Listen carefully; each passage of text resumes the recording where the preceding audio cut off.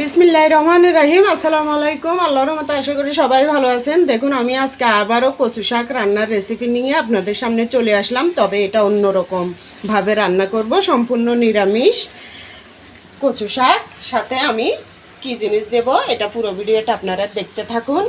আর আমি বারবার শাকটা রান্না করি বিদায় আপনারা স্কিপ করে যাবেন না প্লিজ, কষ্ট করে হলেও দেখুন। আমি হাঁড়িতে আগে একটু পানি দিয়ে দিছি, পানিটা গরম হওয়ার পর আগে শাকটা সিদ্ধতে বসাই দিতেছি।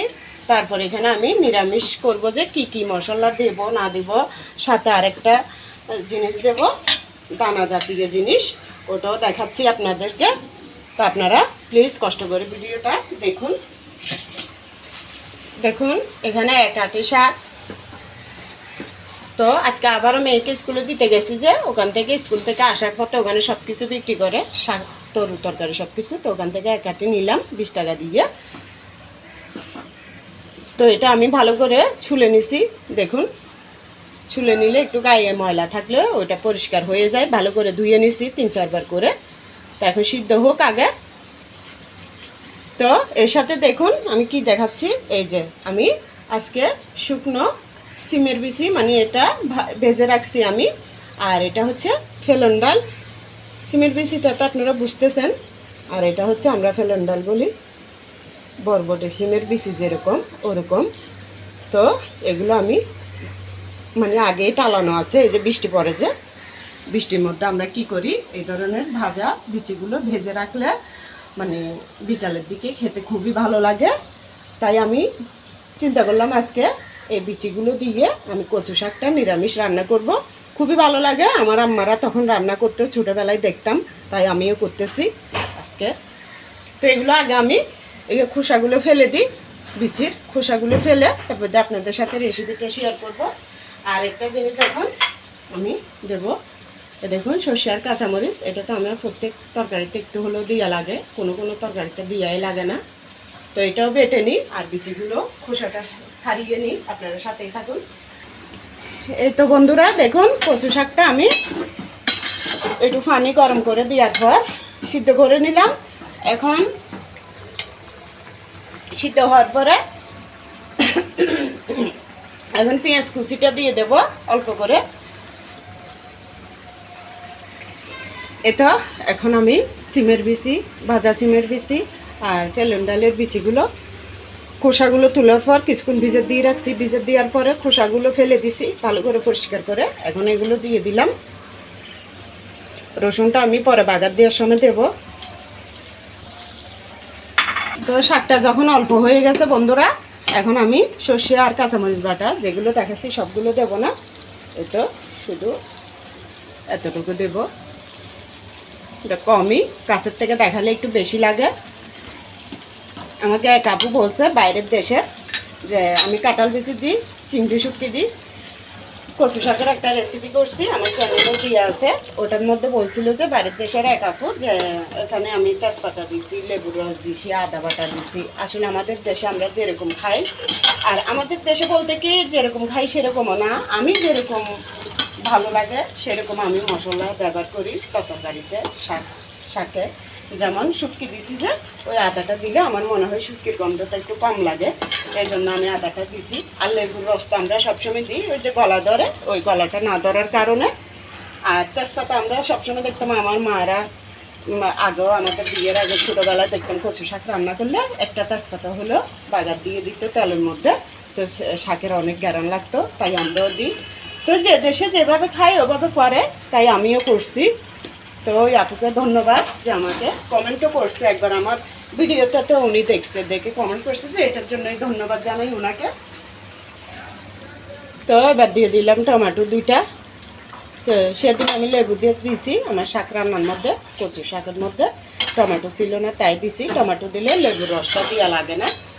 তো আমরা তো সবাই জানি কচু শাকে একটু লেবুর রস দিলে গলাটা কম চুলকায়, তাই দিলাম আর কি। তো বিভিন্ন দেশের মানুষ বিভিন্নভাবে রান্না করে, বিভিন্ন রকমের খায়, রান্নার কোনো তুলনা নাই। এক এক দেশের রান্না এক এক রকম। এই তো বন্ধুরা হলুদের গুঁড়ি দিয়ে দিলাম অল্প করে। তো আমার তরকারি যতটুকু অতটুকু আমি মশলাটা দিই। তো এক একবার এক এক রকমের রান্না করি, এক এক ধরনের। যেভাবে যে মশলা দিয়ে যখন খাটে তখন সেভাবে রান্না করি, আপনারা বুঝে নেবেন, ভালো লাগলে করে দেখবেন। আমার ওই কচু শাকের রান্নাতে অনেক ভিউ হয়েছে মাশাআল্লাহ, ওটার কারণে আমি অর্ধেক এখন অনেক বন্ধু পেয়েছি, ভিউ অনেক আমার বন্ধুরা হয়েছে, কমেন্ট করছে ওই শাকটার মধ্যে অনেক ভালো ভালো, শুধু 2-1-3 জন আমাকে এই ধরনের কথা বলছে যে আমি এত মশলা কেন দিছি। আরেকটা ময়মনসিংহের একটা আপু তাও বলছে যে আপু আমি বাপের জন্মে কখনো শুনি নাই যে আদা বাটা শুটকিতে দেয়, কিন্তু আমরা তো শুটকিতে দিছি একটু গন্ধটা যাওয়ার জন্য, আর কিছুর জন্য না। তো আমরা তো খেতে পারি, আমাদের থেকে ভীষণ ভালো লাগে। কচু শাকের মধ্যে দেখবেন একটু গরম মশলা গুঁড়ি দিয়ে করলে ওটা মাংসের মতো অনেক ফ্লেভারটা খুবই ভালো লাগে, তাই দিলাম। তো যাক, আমার এত এত ভিউ ভাই বোন আপনজনেরা সবাই তো অনেক, আপনারা দেখলে কচু শাকের রেসিপিটা বুঝবেন কত ভিউ হয়েছে, তাইলে বুঝতে পারবেন। 2-1 জনে এ ধরনের কমেন্ট করলে তো কিছু আসে যায় না, ওনারা তো হয়তো কখনো খায় নাই করে নাই, এই জন্য আমাকে এ ধরনের কমেন্ট করছে। তো দেখে যে কমেন্ট করছে এটার জন্য ওনাদেরকে ধন্যবাদ জানাই, অনেক ভালো লাগছে। তো হাজারে হাজারে বিয়ের মধ্যে যদি 2-3 জন এই ধরনের বলে তাইলে আমার কোনো খারাপ লাগবে না, ওনারা হয়তো কখনো খায় নাই এই জন্য আমাকে কমেন্টটা করছে। তো এখন আমি লবণটা দিয়ে দেবো, এর আগে গুঁড়ি মরিচটা দিলাম অল্প করে, কাঁচামরিচ বাটাও দিচ্ছি।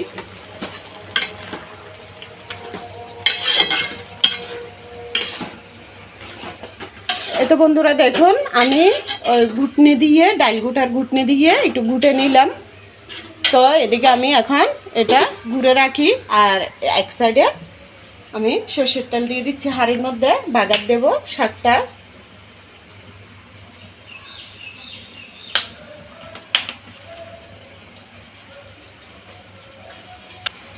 এই তো বন্ধুরা এখন সর্ষের তেল গরম হওয়ার পর আমি দিয়ে দিলাম রসুন থেতো করাগুলো। এখন অর্ধেক পেঁয়াজ কেটে রাখছি কুচি কুচি করে, এটাও দিয়ে দেব। তো আপনারা চাইলে এখানে সর্ষের মধ্যে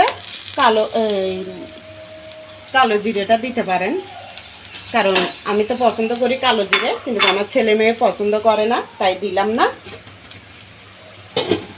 কালো সর্ষের গ্যারানটা খুবই ভালো লাগে। সরি, কালো সর্ষে না, কালো জিরা, কালো জিরাটা, কালো সর্ষে না, সর্ষে তো বাটা দিছি আমি। দেখেন কত কিছু ভুল হয়ে যায়, তো ক্ষমার দৃষ্টিতে শুনে নেবেন। তো এটা একটু লাল লাল করে ভেজে নিই। দেখুন তেলের ফেনার জন্য তো কিছুই দেখতেছি না, ওই তো এখন দেখা যাচ্ছে এটা লাল লাল হয়ে গেছে। আমি এখন শাকের মধ্যে দিয়ে দেব। এটা দেখুন শাকটা আবার বসা দিলাম এই চুলায়। তো এখানে পেঁয়াজ আর রসুন বেরেস্তা করাটা সর্ষের তেল সহ একসাথে দিয়ে দিলাম।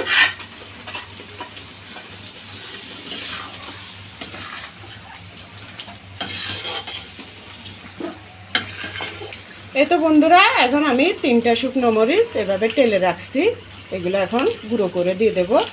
আমার হাতে ফুটে ফুটে এগুলো পড়তেছে। সবসময় আমার আম্মারা দেখতাম যে এই যে কচু শাক একটু হালকা যে এরকম চচ্চড়ির মতো রেখে এরকম মরিচগুলোকে গুঁড়ো গুঁড়ো করে দিত, খুবই ভালো লাগতো খেতে। তো কেমন লাগলো আমার এই শাকের রেসিপিটা? সম্পূর্ণ নিরামিষভাবে অন্যরকমভাবে আজকে রান্না করলাম। এক এক সময় আমি এক একভাবে রান্না করি কচু শাক, তো আপনারা দেখে বুঝে নেবেন যে যতটুকু রান্না করেন অতটুকু মশলা আন্দাজ অনুযায়ী দিবেন। আমি কিন্তু কম বেশি দিই না তেমন, হয়তো আপনাদের মোবাইলের মধ্যে বেশি লাগে, আমি আমার আন্দাজ অনুযায়ী দিই। তরকারি যতটুকু, সবজি যতটুকু, শাক যতটুকু, ওই আন্দাজে আমি মশলাটা দিই। তো সবাই ভালো লাগলে অবশ্যই লাইক কমেন্ট শেয়ার করে দিয়েন, আর খুবই ভালো লাগলে আমার বন্ধু হয়ে অবশ্যই আপনারা আমার পাশে থাকবেন। নতুন পুরাতন বন্ধু সবাইকে সালাম জানিয়ে এখানেই আমার রান্নাটা আজকে শেষ করতেছি। এটা আমি আর ঝোল টোল কমাবো না, আজকে এভাবেই খাবো। এদের দেখুন প্রত্যেক সময় তো একরকম খাওয়া ভালো লাগে না, আরও 2বার রান্না করছি, শুকাই ফেলছি। আজকে এভাবেই রাখবো, ভাতের সাথে মেখে মেখে এভাবে খেতে অনেক মজা লাগে। তো আমি এভাবে আরও 1 মিনিট পর্যন্ত রান্না করে নিই। একটু লবণ কম হয়েছে, আবার একটু লবণ দিলাম। তো বন্ধুরা আপনাদের যদি ভালো লাগে শুকনো মরিচটা তেল ভাজার সময়, মানে পেঁয়াজ আর রসুন বেরেস্তা করার সময় দিতে পারেন, বাগার দেওয়ার সময়।